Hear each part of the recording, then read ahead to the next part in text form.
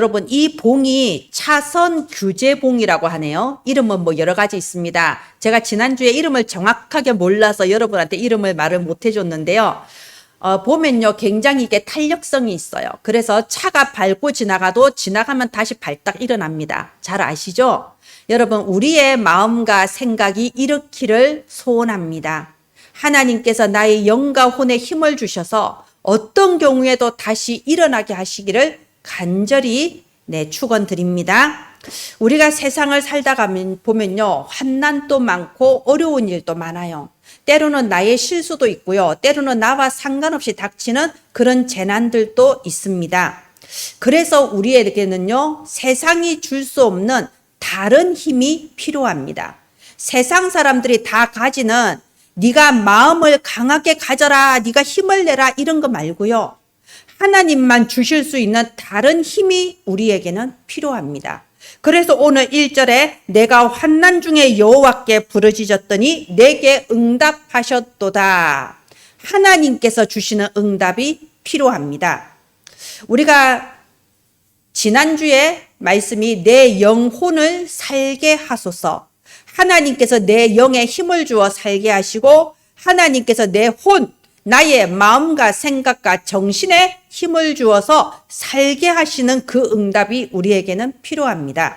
오늘 시편 120편, 우리가 119편에 그 오랜 시간을 지나고 드디어 120편으로 나왔습니다.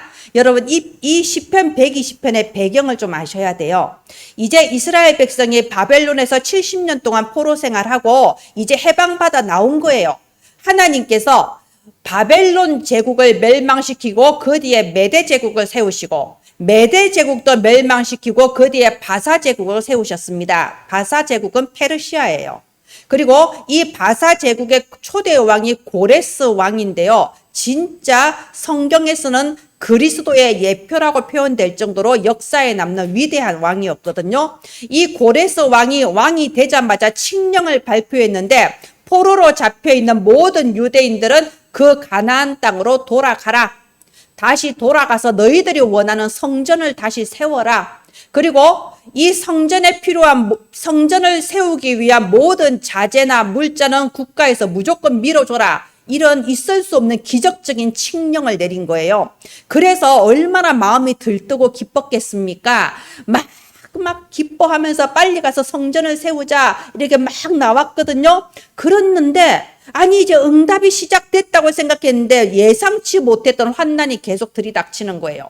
아무 이유 없이 계속해서 이거를 방해하는 세력들이 있었던 거예요.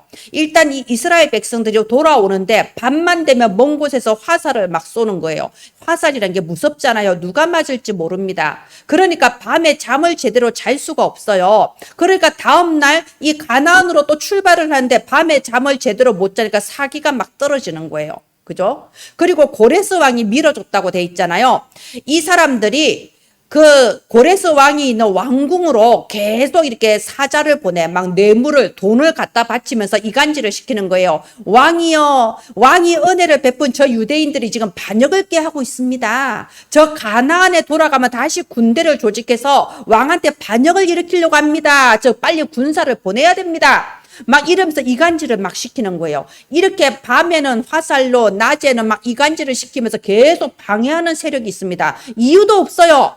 끊임없이 막 공격을 하는 겁니다. 그래서 여기 보세요. 1절에 내가 환난 중에 이런 환난이 들이닥치니까 여호와 하나님께 부르짖어서 기도한다 이겁니다. 그러니까 하나님이 응답하셨도다. 2절에 보면요. 거짓된 입술 속이는 혀. 이 거짓된 입술 속이는 혀가 바로 이거예요. 밤만 되면 막 위협을 하고 저 멀리에 막 그 사자를 보내서 왕한테서 이간질을 시켜서 우리를 멸망시키려고 하는 여기에서 하나님께서 우리를 구원하셨다. 지금 그 내용인 겁니다. 자, 그런데 보세요. 하나님이 어떻게 구원하시냐. 여기 보십시오. 4절입니다. 장사의 날카로운 화살과 로뎀나무 숯불 이리로다. 여러분, 장사 말하자면 용사, 전능한 힘이 센 자, 하나님을 말하는 거예요. 하나님께서 날카로운 화살로 한 번의 심판을 하신다 이거예요. 즉각적인 심판입니다. 또 로뎀나무 숯불이 나옵니다. 여러분, 로뎀나무 숯불은요, 이 로뎀나무는 그 사막 광야에 많이 있는 나무인데요. 이걸로 숯불을 만들면 어떤 특징이 있냐? 불이 잘 안 꺼져요. 그래서 보통 이제 불을 피웠다가 꺼지면은 좀 있으면 불씨가 사라지잖아요. 로뎀나무 이 숯불은 안 꺼지는 특징이 있어요. 그래서 이 밤새도록 모닥불 피웠다가 아침에 그 숯불 위에 흙을 덮어서 묻어두면요, 다음 밤에 다시 파내면 아직도 불씨가 남아 있어요. 약 3일을 간답니다. 대단하죠. 끝까지 타는 거예요. 지금 여기 로뎀나무 숯불로 심판하신다는 말은요, 이 악인을 끝까지 지속적으로 완전히 심판하신다는 겁니다. 우리 전라도 말로 작은 밟아버린다 이 말이에요. 그래서 장사의 날카로운 살은 하나님은 즉각적으로 심판하시기도 하고요. 로뎀나무 숯불처럼 끝까지 완전히 멸망하도록 하나님은 끝까지 심판하십니다.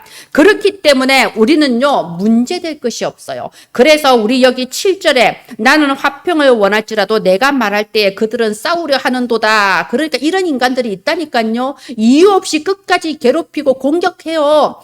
그 배후에는 사단이 있는 거죠. 7절로 끝나는 것이 아니고 7절에서 1절로 다시 돌아오는 겁니다.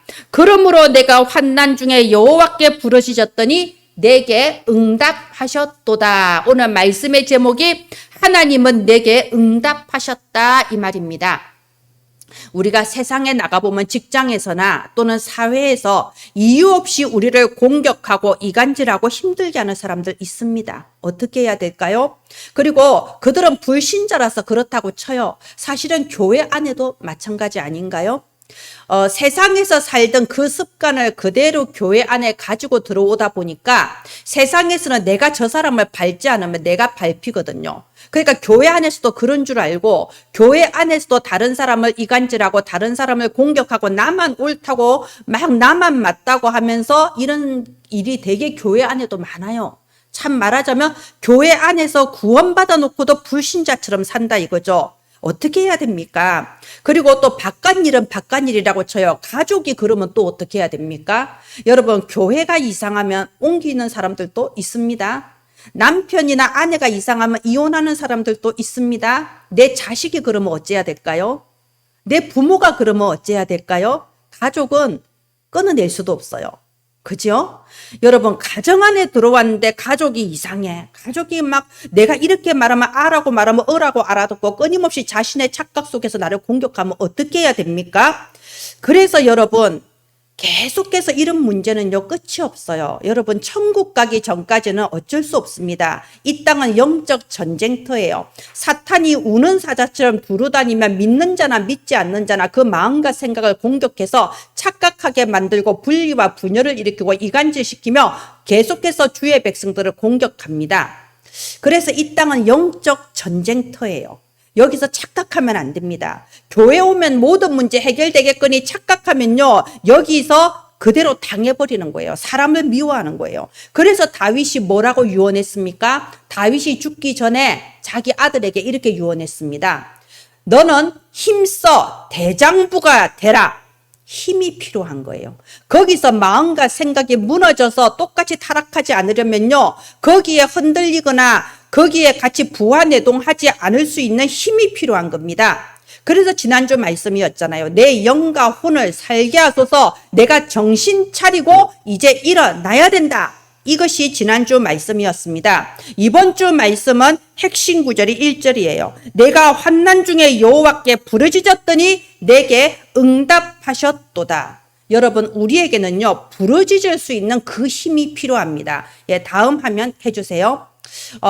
많은 가게나 또는 믿는 자들의 집에 가면요, 이런저런 말씀 액자가 많이 걸려 있죠. 그런데 뭐 장사하는 사람들 제일 좋아하는 말씀 액자가 시편 81편 10절이에요. 내 입을 크게 열라 내가 채우리라. 주로 이제 내 입을 크게 열라 내가 채우리라, 이게 구절이 좋잖아요. 아, 하나님께 기도하면 하나님 채워주겠다. 근데 중요한 건 그 뒤에예요. 시편 81편 11절을 보세요.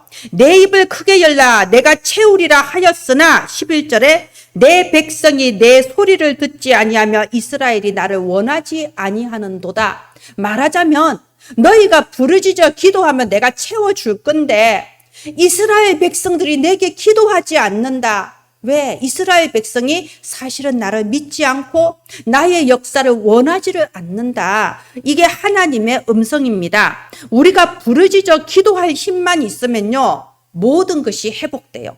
지금 내게 모든 것이 다 무너지고 아무것도 없는 상황이라도 내가 기도할 힘만 있다면 모든 것은 바꿔질 수 있습니다. 하나님은 우리에게 구원을 베푸시고 자녀 삼으셨어요. 구원 다음으로 우리에게 준 가장 큰 선물이 뭐냐? 기도할 수 있는 권세를 주셨습니다. 기도하면 응답하겠다라고 하는데 우리가 기도할 힘이 없고 부르짖을 수 있는 그 힘이 없으니까 끊임없이 다람쥐 쳇바퀴를 돌고 있는 경우가 많습니다. 내게 기도할 수 있는 힘, 부르짖을 수 있는 힘만 있다면 모든 것은 바뀌어집니다. 그래서 빌립보서 4장 6절에 아무것도 염려하지 말고 오직 모든 일에 기도와 간구로 너희 구할 것을 감사함으로 아뢰라.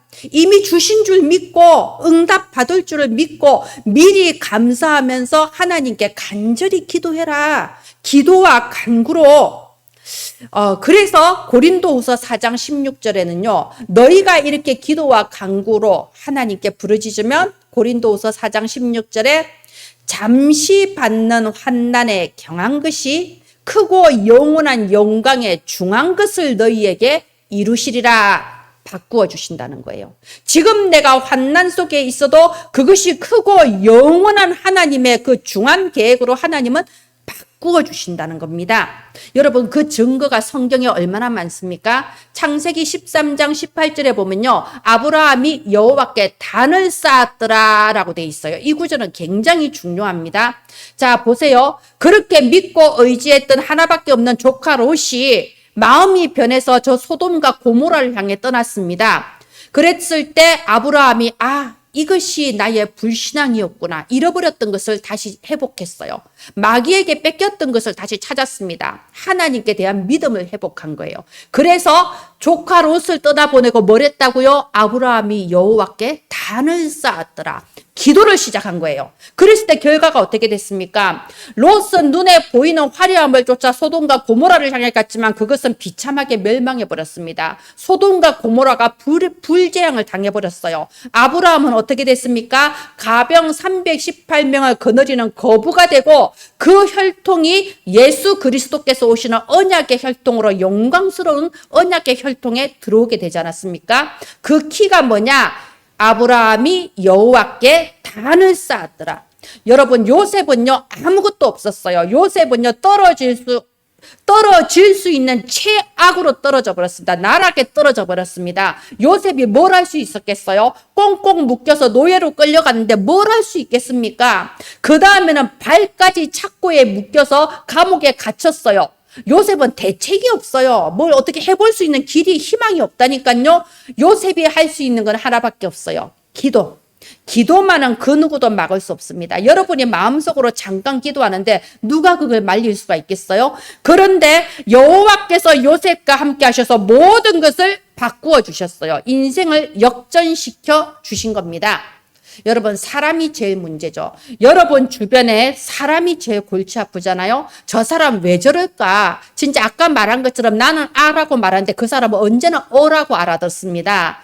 어떻게 할 수가 없어요. 왜? 혼미케 하는 영이 장악을 하고 있거든요. 그러니까 혼자서 맨날 삐끼고 혼자서 오해하고 사단에 의해서 분리와 분열이 일어나고 있단 말입니다. 어떻게 해야 될까요? 그때의 1절 말씀입니다. 내가 환난 중에 여호와께 부르짖었더니 내게 응답하셨도다. 이 말씀 붙잡으시기 바랍니다. 제 경험으로는요, 진짜 저 사람이 너무 이상하다 싶을 때는요, 그냥 그 사람을 위해서 한 하루 이틀만 기도해도 돼요. 여기서 하루 이틀 기도한다는 것은 하루에 한 번, 두 번 했단 말이 아니고요. 저만의 집중 기도가 있거든요. 저는 그냥 생각날 때마다 하는 집중 기도가 있습니다. 진짜 왜 저럴까? 진짜 좀 심각하네 싶을 때는요. 그냥 밥 먹을 때도 기도하고 걸어다니면서도 기도하고 그냥 생각날 때마다 그 사람을 위해서 계속 기도해요. 그 사람의 마음과 생각과 육신을 속이는 마귀는 예수 이름 앞에 완전히 박살날지어다. 내 발바닥 밑에 재와 같이 흩어질지어다. 여러분 잔소리로 안 바뀌어요. 메시지 하면 바뀔 것 같죠. 메시지를 알아들을 수 있는 영적 상태가 안 된다니까 혼미하면요. 그래서 여러분 어떤 문제라도 진짜 여러분 집중 한번 해보세요. 한 3일만 해보십시오. 한 3일만 아침에 눈 뜨면 기도하고 밤에 잠자기 직전에 또 기도하고 밥 먹으면서도 기도하고 걸어 다니면서도 기도하고 생각날 때마다 무시로 수시로 여러분 무시기도가 제일 무시무시한 기도라니까요. 무시로 수시로 그 사람의 배후의 역사는 허감을 꺾어보세요. 여러분 모든 것이 달라집니다. 그래서 내가 부러지실 수 있는 힘만 있으면 모든 걸 바꿀 수 있다는 겁니다. 왜요? 구원받은 하나님의 자녀니까. 자녀가 기도하면 하나님은 응답하시게 되어 있습니다. 예전에 굉장히 좀 사고를 친 애가 하나 있었는데요. 제가 보니까 좀 현장성이 강한 사람이 좀 이렇게 밖으로 많이 돌더라고요. 굉장히 좀 큰 사고를 쳤어요. 그래서 나랑 같이 엄마를 만나러 가는데 이제 엄마가 엄청난 이게 대포 같은 잔소리를 준비하고 기다리고 있겠죠. 오기만 해봐 이러면서. 그래서 엄마를 만나러 가는데 저도 기가 차더라고. 그 애를 생각하니까. 그래서 제가 그랬어요. 야, 엄마 만나면 말대꾸 하지 마. 왜냐면 말대꾸 많이 하잖아요. 내가 뭐 잘못했는데 나한테 해준 거 뭐 있는데 막 그러잖아요. 엄마 만나면 말대꾸 하지 마. 그리고 엄마가 무슨 말을 해도 이 한마디만 해. 이제 안 그럴게. 그러면 끝나는 거야. 부모가 뭐 어쩌겠니? 안 그러겠다는데. 그러니까 진짜 걔가 말 듣는 애가 아닌데 진짜 그 엄마가 막 하니까는 그냥 뚱하니 있다가 이제 안 그럴게. 그러더라고요. 그러니까 엄마가, 그러니까, 이제 안 그런다고. 그러니까 엄마가 더 할 말이 없는 거예요. 그냥 허지부지 끝났거든요. 또 그랬는지 안 그랬는지 전 모르겠습니다. 여러분, 그게 자녀라는 거예요. 자녀는 죽을 죄를 지고 모든 사람이 손가락질 해도요, 부모는 마음 한구석에 사정이 있었겠지. 이런 생각하는 게 부모예요. 그렇잖아요. 진짜 솔직히 자기 애가 나쁜 애인데 친구를 잘못 만나서. 이렇게 생각하는 게 부모잖아요. 그죠? 이제 안 그렇게 하면 끝나는 게 부모라니까. 그래서 여러분 자녀의 특권이 그런 거예요. 여러분 그냥 하나님께 기도하시면 하나님은 반드시 응답해 주십니다. 기도라는 게 그렇게 어려운 게 아니에요. 제가 할머니들이나 이런 분 만나보면 나는 기도를 못해. 뭐 이렇게 말하시는 분들 많거든요. 기도라는 게 우리가 앞에 나와서 대표 기도하듯이 막 문장을 좋게 만들어서 멋있게 기도해야 되는 게 아니에요. 자식이 와서 나한테 말하는데 아바마마, 어마마마 이렇게 말해야 듣는 건 아니잖아요. 그죠? 그런 것처럼 기도는요, 그냥 내가 솔직하게 하면 됩니다. 내가 솔직히 지금 너무 힘들면 하나님 나 진짜 너무 힘들어요 하나님. 이게 기도라니까요. 끝에 예수님 이름으로 기도합니다. 이것만 붙이면 돼요. 여러분이 하나님께 솔직하게 마음 터놓고 기도하고 예수님 이름으로 기도합니다. 아멘 하면 하나님은 들으신다니까요. 너희가 내 이름으로 무엇이든지 기도하면 내가 들으리라. 예수님 약속하셨잖아요.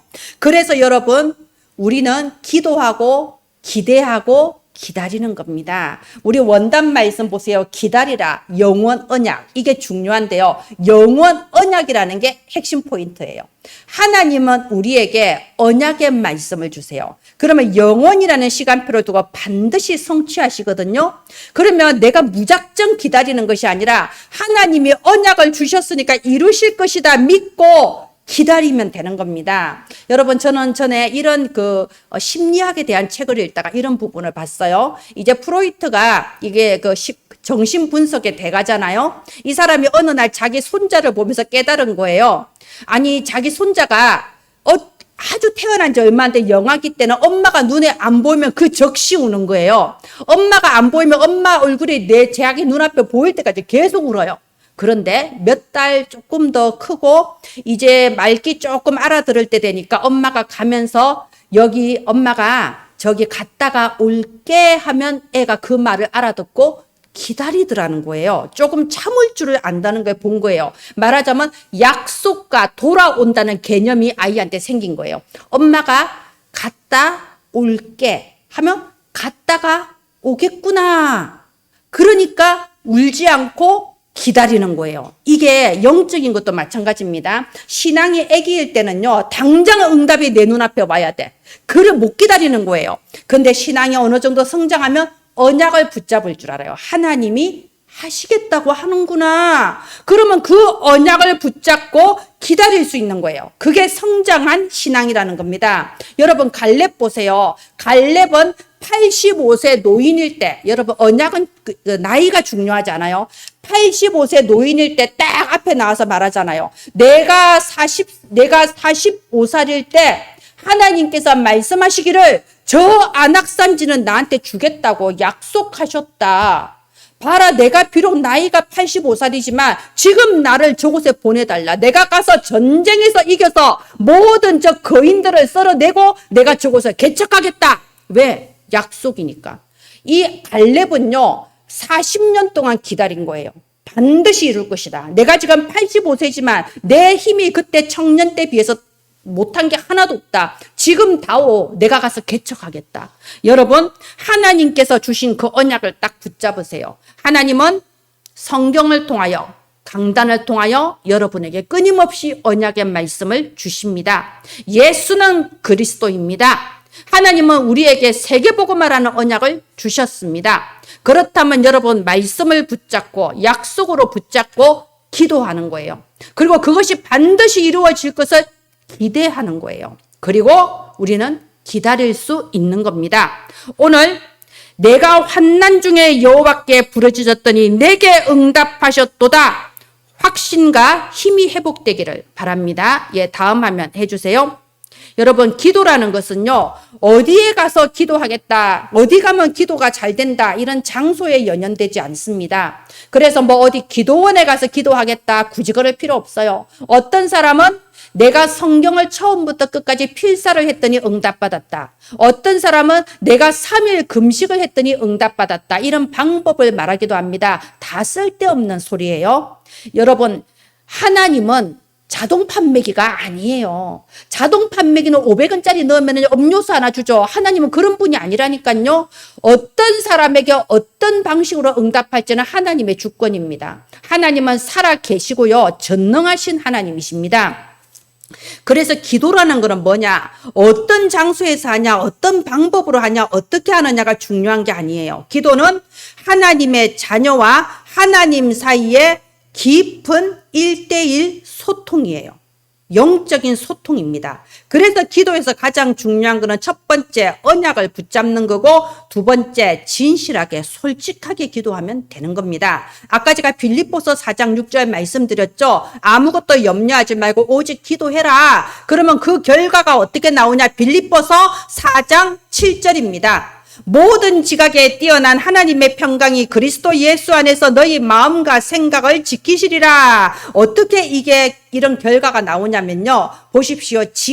지각은요, 하나님께서 기도할 때 우리에게 지혜를 주시는 거예요. 그러면 다른 각도에서 봐집니다. 여러분, 펄펄 끓는 국은요, 간을 볼 수가 없어요. 그 속에 내가 있을 때는요, 저놈 나쁜 놈, 복수해야지. 아니면, 내가 이거 빨리 좀 응답 받아야 되는데 정신없다니까요. 근데 기도하면요, 다른 각도에서 볼 수 있는 여유가 생깁니다. 자, 여기 5절 한번 보세요. 5절 보면요, 메색에 머무며 계달의 장막 중에 머무는 것이 내게 화로다라고 돼 있죠. 이 메색과 계달의 장막 중에 있는 자들이 끊임없이 이스라엘 백성을 지금 공격하고 막 이간질하거든요. 자, 그럼 대체 이 메색과 계달에 있는 자가 누구냐? 여기서 계달이라 하면요, 이스마엘의 둘째 아들의 이름이 계달입니다. 여러분, 너무 충격적이지 않나요? 아브라함이 수백 년 전에 불신앙 한 번에서 낳은 아들이 이스마엘이잖아요. 근데 그 이스마엘의 씨가 아직까지도 우리에게 끊임없이 고통을 주고 있다니까요. 그래서 이유를 깨달은 거예요. 지금 보세요. 우리가 하나님께 기도하면요, 하나님은 다른 각도에서 우리를 그 사건을 보게 해주시는데, 왜 이런 문제와 환난이 내게 닥쳤냐를 깨닫게 해주시는 거예요. 이유를 깨닫게 해주시는 거예요. 그 불신앙 때문에 그 뿌리가 지금까지도 나를 이렇게 힘들게 하는구나. 그러면은 이제 하나님의 절대 계획을 깨닫게 되는 겁니다. 하나님께서 지금 저 사람들이 저렇게 우리를 공격하게 놔두시는 이유가 뭐냐?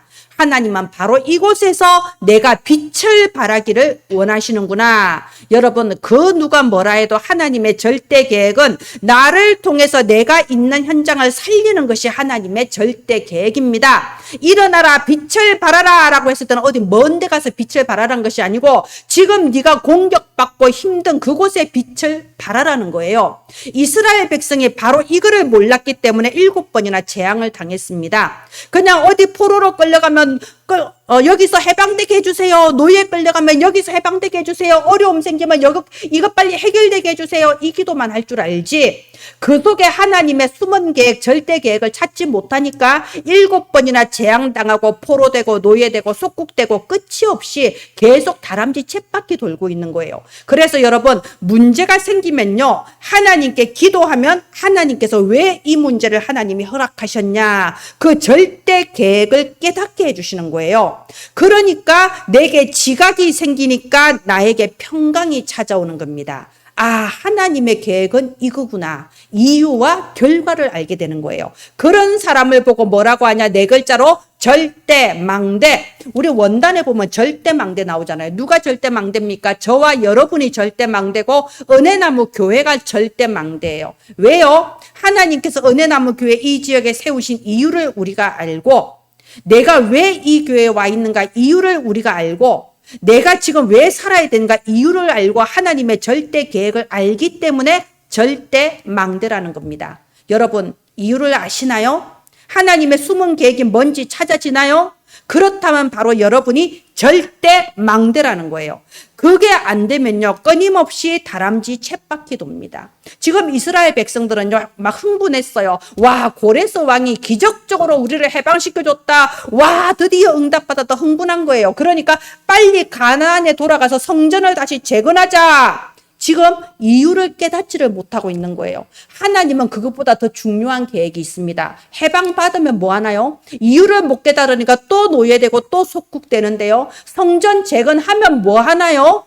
나중에 또 다 무너져 버리잖아요. 돌 위에 돌 하나도 없게 다 무너져 버리잖아요. 그게 중요한 게 아니라는 거예요. 지금 나는 내 생각대로 뭔가가 응답되고 뭔가 문제가 해결되기를 원하겠지만, 여러분, 우리 속에 있는 상처와 불신앙이 치유받지 않은 상태에서는 다람쥐 쳇바퀴를 또 돌 뿐입니다. 그래서 여러분 기억하세요. 하나님의 절대 계획은 나를 통하여 그 사람을 살리려는 것이고, 나를 통하여 내가 있는 현장을 살리려는 거예요. 내 생각대로 응답 안 와도 좋습니다. 우리는 항상 그렇게 생각해요. 저 사람이 달라져야 돼. 저 사람이 바뀌어야 돼. 저 사람 때문에 문제야. 여러분, 그게 아니에요. 내가 생각하는 응답보다 하나님이 준비해 놓으신 응답과 축복은 훨씬 더 큽니다. 그래서 아까 우리 찬양했잖아요. 주님의 뜻을 이루소서. 내 뜻이 아니고 주님의 뜻을 이루소서. 그럴 때는 단순히 뭐 문제 해결 수준이 아니라 내 남은 생 전체가 다 바뀐다니까요. 여러분, 우리는 당장 어떤 문제와 어려움을 당하면요, 마음에 두려움과 불안이 생깁니다. 이러다 잘못되면 어떡하지? 그리고 부정적인 판단과 확신을 가질 수밖에 없습니다. 그러나 또 반대로 문제와 어려움이 있을 때 내가 잠깐 놓치고 착각하고 있던 더 중요한 것을 깨달을 수도 있습니다.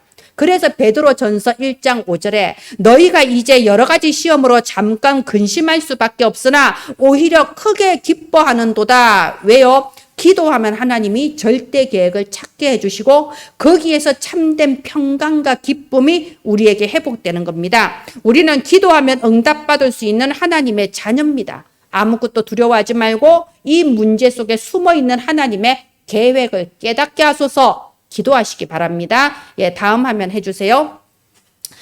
세 번째로요, 우리가 여기 120편 한번 보십시오. 조그만 괄호 안에 성전에 올라가는 노래라고 여러분 성경에 돼 있을 겁니다. 여러분, 이 시편 120편은요, 한마디로 예배를 준비하면서 하는 찬양시입니다. 여러분, 그 시대에 이제 성가대와 이스라엘 백성들이 이 시편 120편을 낭송하면서 예배를 드린 거예요.